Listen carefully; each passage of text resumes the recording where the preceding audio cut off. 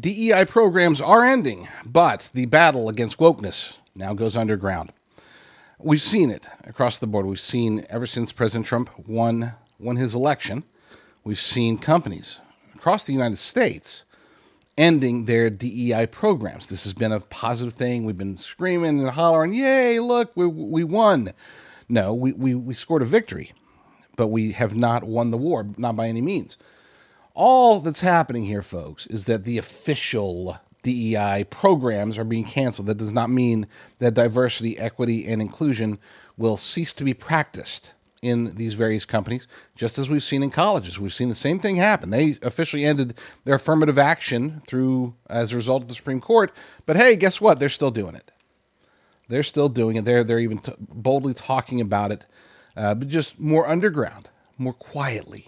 They're not giving it official names. They're not putting it down on paper, but they're still engaged in the same types of practices. The same thing is going to happen in these companies, which is why we need to become even more vigilant, more diligent, more direct when it comes to addressing these issues and making sure that people who are discriminated against because they're Caucasian or Asian or male or straight or whatever, that they still get the support they need. Because, again, DEI as a label might be losing, but the woke push continues.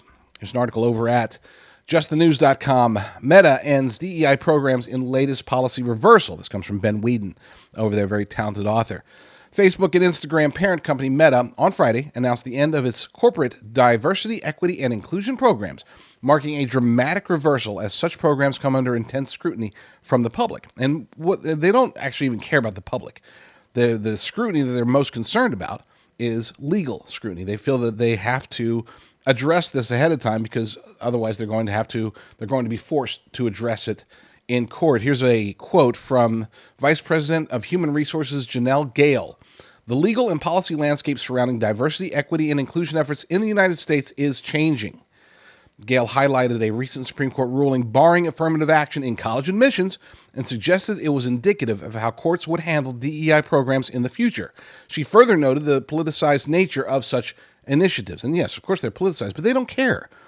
Until we actually change the leadership at these companies, we're not going to be able to change the culture. Until we're actually able to replace woke executives with unwoke executives, then the programs are going to continue. They're just not going to have a name. They're not going to have a label.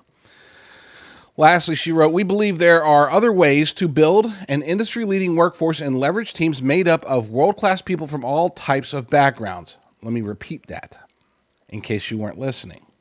We believe there are other ways to build an industry-leading workforce and leverage teams made up of world-class people from all types of backgrounds. The language is changing. The official policies are changing, but the actual practice of DEI, the actual practice of promoting diversity over merit, of promoting equity over equality, of promoting inclusion over what's best for a company, these things aren't changing. They're just being relabeled. Let's spread the truth together. You can connect with me on X at JD Rucker, or you could subscribe to my Rumble channel, jdrucker.com/rumble, jdrucker.com/rumble.